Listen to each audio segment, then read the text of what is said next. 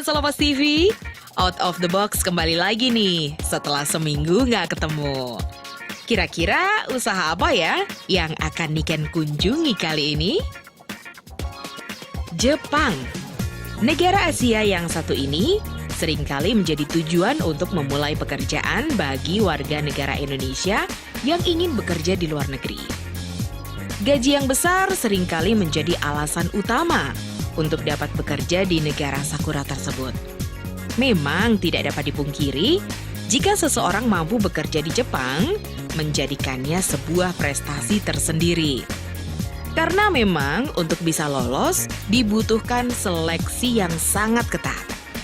Seperti sosok out of the box kita kali ini. Dia mengawali karirnya pertama kali dengan bekerja di Jepang. Akbar Trisa. Itulah namanya. Sempat bekerja di Jepang selama 3 tahun, kini dia memutuskan untuk berwirausaha setelah kontraknya habis.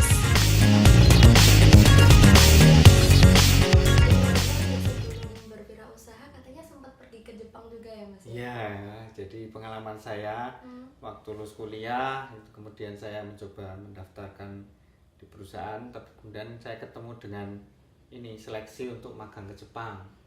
Itu alhamdulillah tahun 2003 saya berangkat ke Jepang. Saya di sana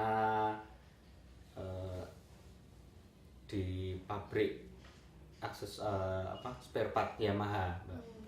Kemudian saya selama 3 tahun di sana, alhamdulillah saya bisa menyesuaikan. Awalnya tahun pertama saya nggak kuat dengan kehidupan di sana. Kenapa, Mas? Karena musimnya lain dengan di Indonesia. Okay. Karena pada waktu musim dinginnya nggak kuat, panas juga gerah banget. Dan selama 3 tahun 2006 saya memutuskan pulang ke Indonesia. Memang berarti kalau pulang ke Indonesia otomatis seperti menata ulang kembali kehidupan lah ya. Iya, seperti itu lah. Nah, sedangkan kalau di Jepang kan pasti sudah ada gaji yang Okay. seharusnya kan uang melimpah lah di sana. Iya. Kenapa akhirnya tetap memutuskan pulang, Mas? Nggak eman-eman gitu? Ya karena kan kalau magangan itu ada kontraknya, Mbak. Kontraknya memang 3 tahun harus pulang ke Indonesia. Dan saya pikir dari Jepang sana merekomendasikan untuk kerja di perusahaan Jepang yang ada di Indonesia. Tapi saya pikir kalau kerja ke tempat orang lain itu kurang bebas, Mbak. Kurang bebas. Jadi saya memutuskan untuk berwirausaha karena apa? Karena kalau berwirausaha menjadi entrepreneur itu punya kebebasan. Jadi bebas kita menentukan waktu kapan kita mau kerja, bebas memutuskan keputusan, mengambil keputusan kita yang memutuskan meskipun bisnis kita masih kecil, Mbak. Kemudian juga kebebasan kebebasan waktu kita mau bisa malam, kalau online kan bisa malam, kerjakan kapan saja.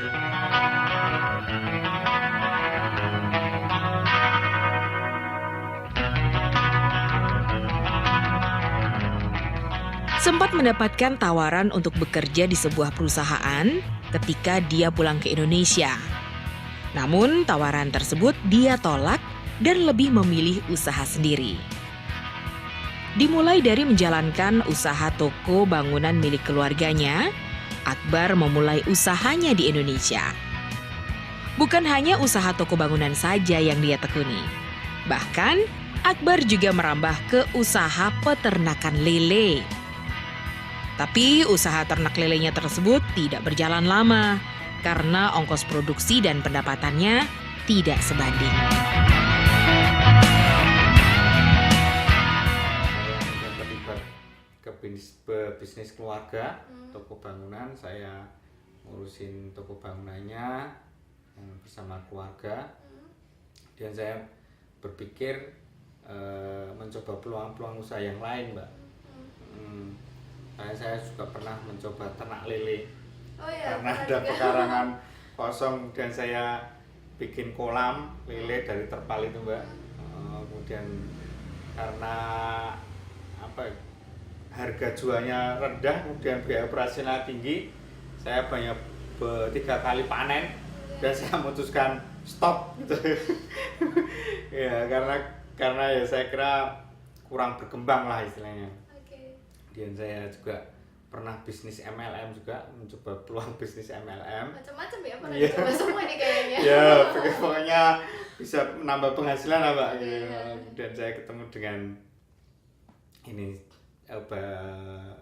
bisnis minuman ini. Minuman serbuk ini ya. Minuman serbuk ini. Dan akhirnya yang paling terakhir dijalani adalah bisnis minuman serbuk ini ya. Iya. Nah itu awal mulanya akhirnya kepikiran untuk bisnis minuman ini. Dulu melihat peluang bisnisnya gimana nih? Ya awalnya saya ini karena suka dengan minuman Mbak, suka coba-coba minuman baru Mbak. Saya coba minuman baru. Kemudian saya itu ada teman waktu itu BBM gitu. Ada gambarnya DP, ada minuman serbuk, dia jual minuman serbuk itu. Saya coba beli Mbak. Saya coba beli, kemudian saya coba di rumah. Wah rasanya enak ya.